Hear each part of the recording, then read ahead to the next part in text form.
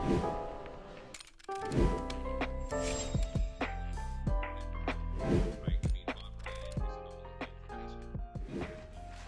right, here we go. We have a summer edition, ladies and gentlemen. Look at Bob Ryan. He's ready for the beach or the pool. I'm outdoors, and Goodman is still, well, he's just tied to his desk. I haven't showered. He hasn't showered because his job never ends. Welcome to the Bob Ryan, Jeff Goodman Tanguay Along for the Ride podcast. We will be with you throughout the offseason here with CLNS.com and CLNS Media as we talk about the offseason of the NBA. So, gentlemen, let's get right to it. Bob, I'll start with you. Our good friend Kyrie Irving has opted back in with the Brooklyn Nets. Are the Nets disappointed he opted back in? And are you surprised he didn't have anywhere else to go? From all we gather, what the bottom line here is that no one wanted him for him other than the Lakers. And they weren't going to pay him what he wanted to start with, remember? So this in a better world, this would be a sobering thing. It might make him cause to re-examine his whole isness, but it won't. He'll just reinforce him that he's right and the world's wrong. And we just don't understand him and never will, because how can we understand someone at that incredible intellectual level and a level of feel that, he's just a wholly better human being than the rest of us. So, nobody wanted him. That's what it was. So he's back with the Nets. It's amazing to me that we're at this point. Now, again, sure, we saw this coming to some degree, but still the fact that we are there and we are looking at one of the best players in the league, one of the most talented guards we've ever seen in the NBA, and the fact that nobody wants him. And it's not like he did something so egregious to people, right? Like there's some guys that are just such bad people. It's not like you could say that about Kyrie. He's just so out there and not a great teammate, but for different reasons. I mean, let me read you his quote when he basically said he was coming, quote, "Normal people keep the world going, but those who dare to be different lead us into tomorrow. I've made my decision to opt in, see you in the fall." I mean, come on, man. Like, enough of this bullshit. Like, enough. Just play ball or don't play ball and be done. But I think everybody's tired of it now. Cleveland was tired of it. Boston was tired of it. The Nets really are tired of it, but there's nothing they can do about it. And nobody else wanted this dude now. It's just not worth it. As great as he is, it's a great paradox, because I will go on record, and we're all in agreement. A guy, he does things at his size that are as good as anything anyone has ever done. He gets to the basket at will. Ambidexterity, he can play. Oh God, yes, but it's the whole package has proven over time to be not worth it. Yeah. The last great thing he did was make the most important single shot in a decade. When winning a championship. Hooray! You did it. We can't take that away from you. But from that all point downhill on, since all downhill. From that point on, leaving Cleveland for reasons that will forever remain, murky. We know what they were. We know what they were. He just wouldn't actually own up to it and fess up to it. When I remember, I asked him multiple times when he came to Boston, and he wouldn't even acknowledge that. Hey, I wanted to leave Cleveland because I didn't want to be LeBron's little brother. I wanted to lead my own team. Well, look at how that went in Boston. And then he teams up with KD, the second best player on the planet, and he can't figure it out there either. No. Well, so that's just it. So if you're the Nets, what do you do? I mean, does any sort of buyout make sense? Because obviously he's not, this is not working. Are you better without him? That's right. The question right now. I mean, that's the thing. Which is amazing that we're here and you're talking about a buyout. And at first, Gary, I'm saying, you're out of your mind. I know. Like how can you even say that? But on the other end, you're saying to yourself, you know what? Like, maybe you are better without him. And it's KD and a healthy Ben Simmons and some of these other pieces. You get Joe Harris back with Seth Curry. And, hey, this team is not losing. They're not being swept next year in the playoffs in the first round. No. Well, guys, it's the reason I bring it up. And Jeff, you're right. The initial reaction is correct. Are you out of your mind? But Bob, now in the NBA, to me, because there is no one dominant player, you could say the freak, but when it's not like Jordan, Bird, LeBron, No. Kobe. I mean, I don't think we're there. Culture is vital. Culture is vital. If you take a look at the teams that are exciting to watch, Chicago, Miami, Memphis. I mean, I stay up late to watch teams now because they're good teams. I mean, Memphis to me is a terrific example of culture. Well, Boston became a good example. Boston became a great example, Jeff. So my question to you, Bob, is to create a culture, do you want Kyrie Irving in Simmons' head? I don't. But so you pay him to go away. So I know it's a lot of money, but this is the craziness of it all. It is a bizarre conversation, but it's a necessary one, and it's a real one. This is the guy had 60-point game for them. He had 4 50-point games, I believe. This is had for them, But the question, it's in 4 words: is he worth it? For your own team's mental health, for your team's stability. He's not reliable, and you don't know which way. What's going to be the reason you won't be having him? There'll be something. There always is, and apparently he's doubled down. In case anybody was wondering, with that quote that Jeff read to us, I saw that quote. I rolled my eyes. I laughed. That's Kyrie being Kyrie. Nothing's changed. He's doubling down on who he is. But to wrap up this portion of the show, to Jeff's point, he's not a jerk. I mean, he's not a bad guy. In real life, apparently, he's quite. But he's just. And I almost feel I'm moody. at the point. Yeah, I'm at the point right now with him, because in this era, fortunately, we have all been awoken to mental illness. Now, I'm not going to diagnose anybody, but I feel bad for him. I'm at the point right now where I'm gone from being angry to I feel bad for him because it's going to be gone. I mean, the reality is it's going to be gone and he's going to have missed it. And I think that it's a shame for him. And I think it's a shame for us. So moving on to the next topic. Jeff is on the soapbox with Brunson and the Knicks. Go ahead, Jeff Goodman. The Knicks are clearing off everything to be able to get Jalen Brunson and maybe more, but starting with Jalen Brunson, they hired his father, Rick Brunson, as an assistant coach.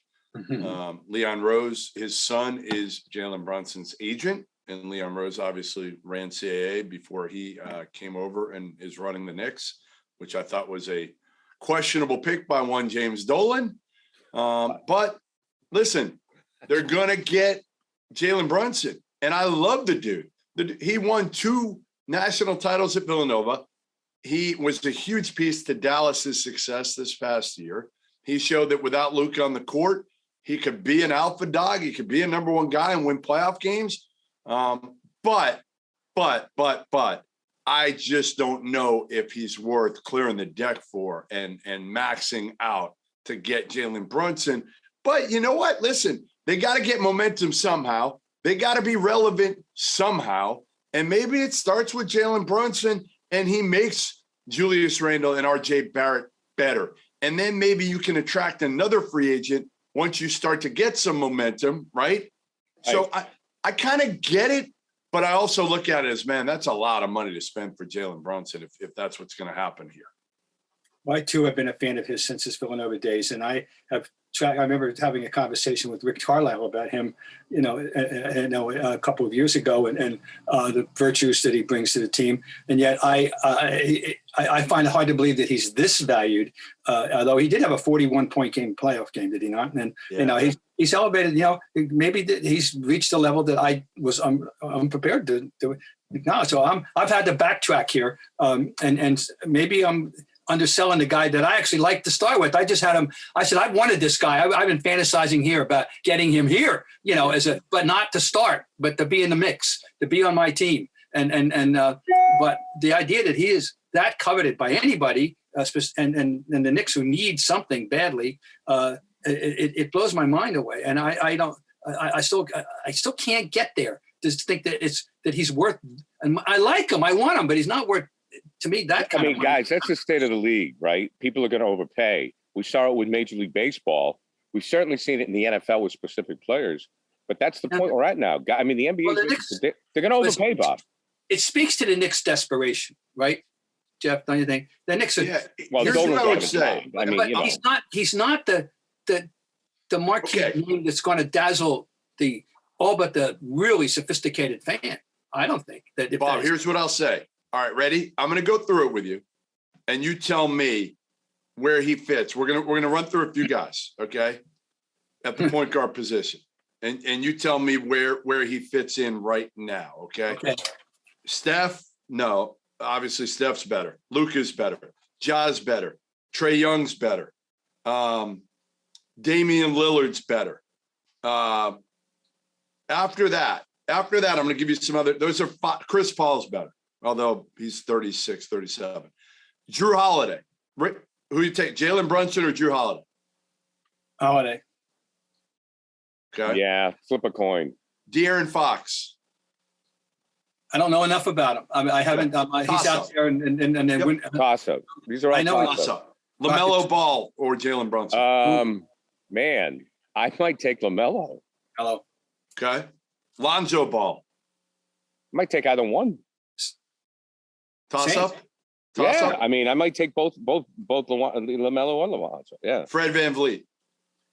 I might go with toss-up. Toss-up, right? Shea Alexander. Brunson. Toss-up. Right. All these guys. Yeah. So basically what you're saying is there's about 8 guys that are better at his position, and then he's somewhere in the range of 9 to probably 15. Mm-hmm. So he's probably a mid-tier point guard. Is that worth $30 million a year? Probably not. But if you're the Knicks, you got to overpay because you're not getting one of those top 7 guys. John Wall was bought out by the Rockets, and the rumors are flying. They say he's going to sign with the Clippers, or maybe he already has. But it's a done deal. Does he have anything left, Jeff? We don't know. You know, he's been off for a year. Certainly, he's not the John Wall of old, right? The maybe as fast from baseline to baseline of guys I've ever seen, and big and strong and athletic and all that. But what I will say is we said this about Derrick Rose. Okay. We said this about Derrick Rose, and he came back as a completely different player, right? They were similar in a lot of ways. Right? Derrick was a little more explosive. John Wall was a little faster. Neither were great shooters. And Derrick Rose came back a completely different player. Cerebral. Wall bigger? They're about the same. I always look at Wall as thicker, kind of bigger. So I wonder if that would be harder on his body. Okay. Yeah. Go ahead. All I'm saying is John Wall doesn't have to come back as the old John Wall, right? He can come back as the new John Wall. And if Kawhi comes back as the old Kawhi and Paul George comes back as the old Paul George, they could be fun to watch, and they could be relevant, is all I'm saying. After a year of kind of irrelevance, are they winning the whole thing? Probably not. But I like John Wall. Listen, I remember seeing John Wall. I think I was the first one to ever see John Wall in AAU ball. And man, was he a blur, like an absolute blur. And I know he's been through a lot injury wise and, ballooned up weight wise. I hope he can kind of find a home in LA. And I guess, the bigger question I'd have is how focused is he at this point? Right. I mean, he's making still $47 million. They bought him out of that. How focused is he? Does he care enough to be the old John Wall, especially in LA? That kind of scares me a little bit. He'll be 32 in September. So there's no way anyone can reasonably expect that rocket ship that we once knew to reemerge. I think if he can be as good in 22-23 as Rose was in 2021 for the Knicks, that would be a sufficient bonus, a plus for the Clippers. Mr. Rose had a terrific impact on the Knicks until he got hurt again. He was really, I'm thinking he can be that good. Yeah, that's a very good question. But I have no reason personally to doubt the motivation thing. I mean, I'd like to think he's going to welcome this opportunity. And, the money, of course, has always been, surreal monopoly money that I never could attach him to that level, but it's what it was. So I'm curious, frankly. I'm just very curious, and I wish him well. I hope he can at least become what Derrick Rose was last year. Not in 2021. He was a major asset to the Knicks. If he can be that good, then the Clippers are back they're back in being a pain. They can be a dangerous team. Well, I expect them to come back this year because hopefully, as Bob said, they're all healthy. They should be. I mean, my God, if I'm Bomber and we just don't know with Kawhi, Gary. Yeah, Kawhi, he's got to be healthy. He's got to be healthy. But all three of them, it's funny. All three of those guys have been injury prone lately, right? So that scares you of what are they going to look like come, when the season starts and in the playoffs, are all three going to be healthy? Yeah. Okay. Well, maybe you sit them down. I mean, maybe you do the Popovich thing. Kawhi will. We know Kawhi will. Load management. Yes. So anyways, listen, we gotta be careful with this one. I'm going to, in respect to Bob, who is, and both of you who are true journalists, we're talking about Jaylen Brown's situation. And I want to preface this by saying, guys, these are all rumors. These are all rumors. We're talking about rumors. That he may not be happy, that he doesn't feel respected by the fans here, not appreciated. We've got to honor him for his lack of handle in the playoffs. I like Jaylen Brown personally a lot. I think he's a great guy. Now, there's all kinds of things on the web about him liking tweets where he's mentioned in a trade. There was a possibility, before the Kyrie Irving thing got settled, that he would go to the Nets. Could he be traded to the Nets, right? So, obviously, Bob, we have a disgruntled player here with the Celtics. Do we know that? Like you're saying, we don't know he's disgruntled. Here's my thing, Jeff. Where there's smoke, there's fire. Somebody's getting something from somebody. And I know this makes probably Bob uncomfortable. But, I mean, let's preface this. If Jaylen Brown is unhappy, Bob, this is a really big problem for the Celtics. And what do they do about it? This is where social media is a menace. We all know that. It's just kind of discussion. This feeling wouldn't have emerged 25 years ago, but it's here. I think I'm just asking. I'm trying to frame the discussion.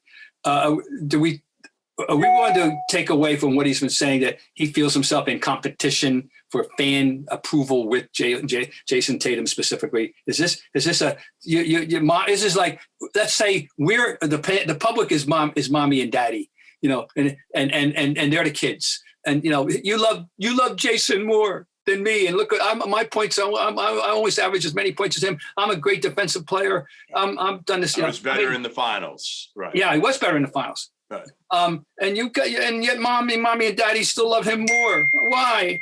I mean, I don't think it's the organization that is sending out these messages to him. Oh, no. It's the fans. I don't even think it's the media that's sending out these messages to him.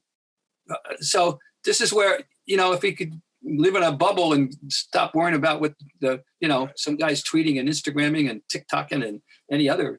They can't. That's the problem. Some of them can't. Some of them do a great job of it. And others read everything. And, they write, maybe he sees my tweets through other people. I know he does.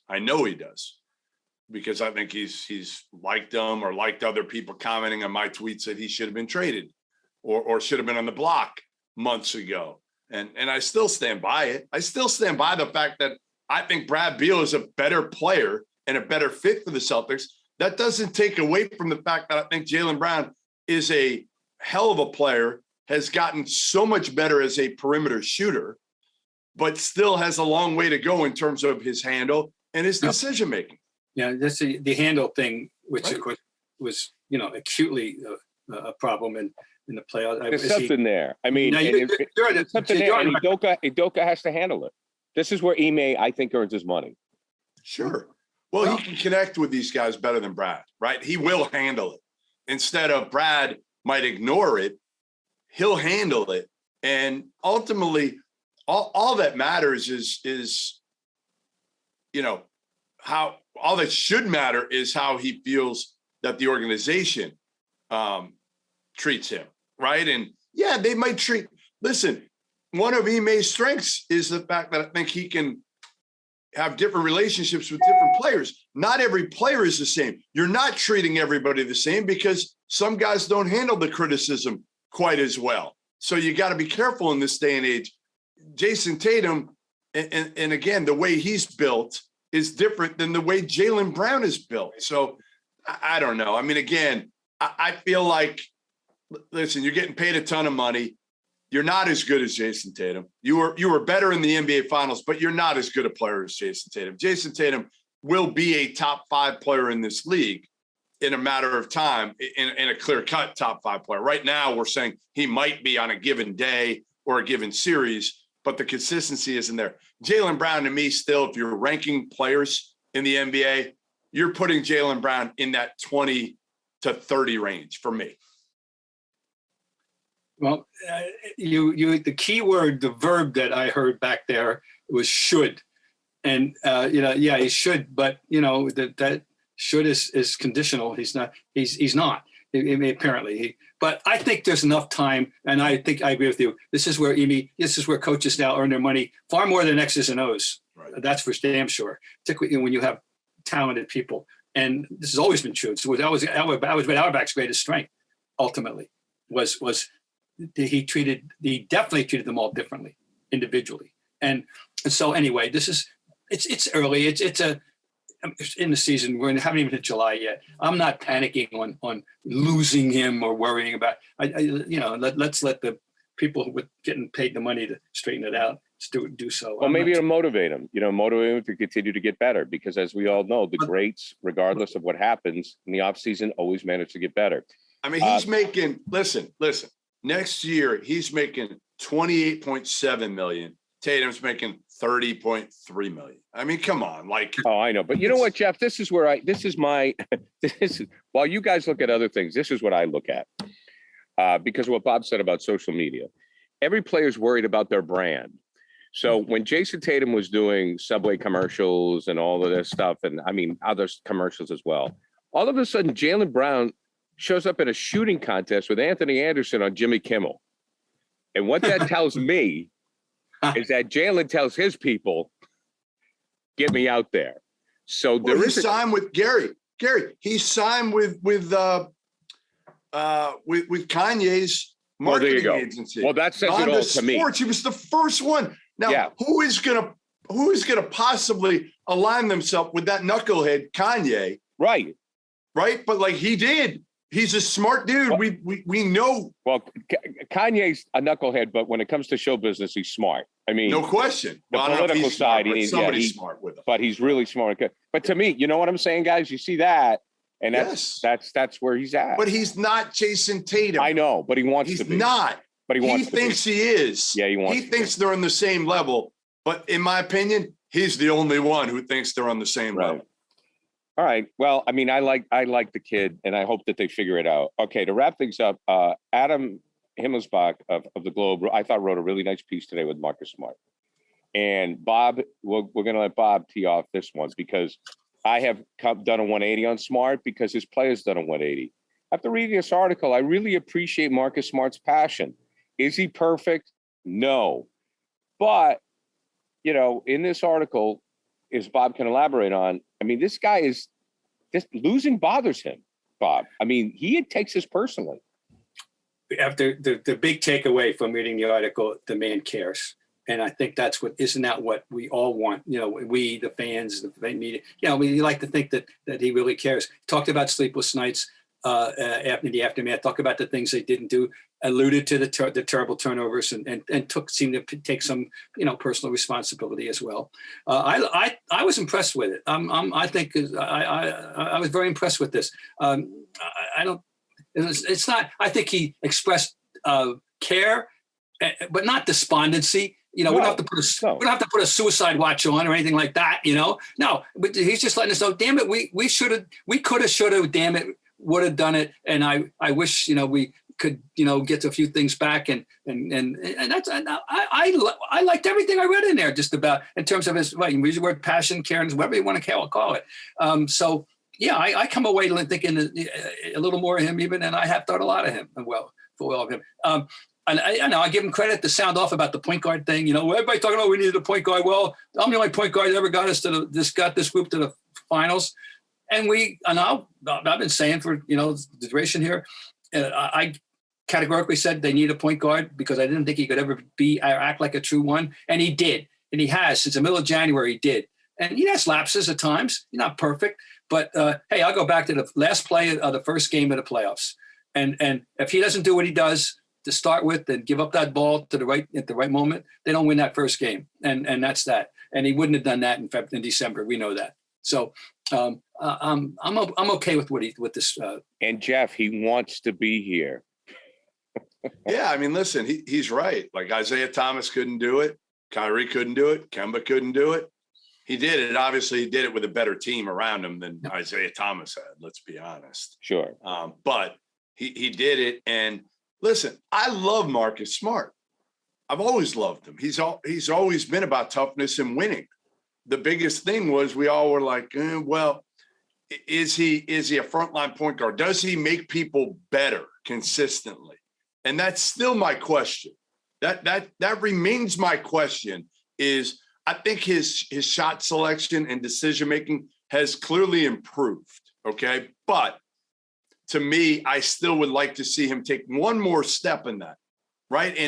And find guys like Tatum and Brown and get them going a little bit easier instead of having them have to manufacture points. And part of that is on Tatum and Brown.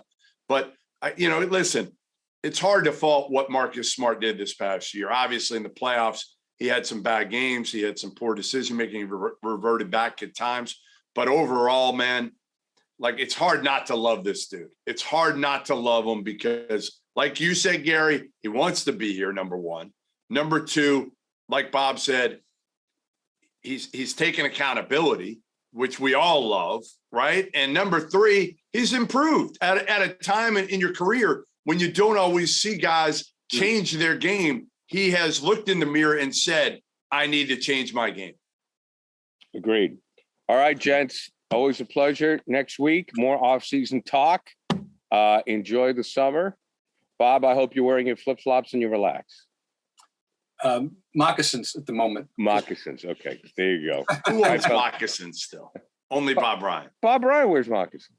I know. That's what I'm saying. When did you buy those moccasins? These are brand new. If you're wearing shorts, there's only two options for me: sneakers or moccasin. That's all.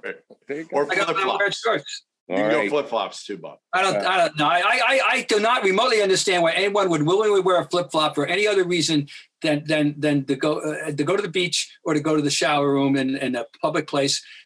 Why do you want to walk around the sidewalks in flip-flops? I don't get that. No, I don't do that. And on that note, the man that has a take on everything, Bob Ryan. We'll see you later.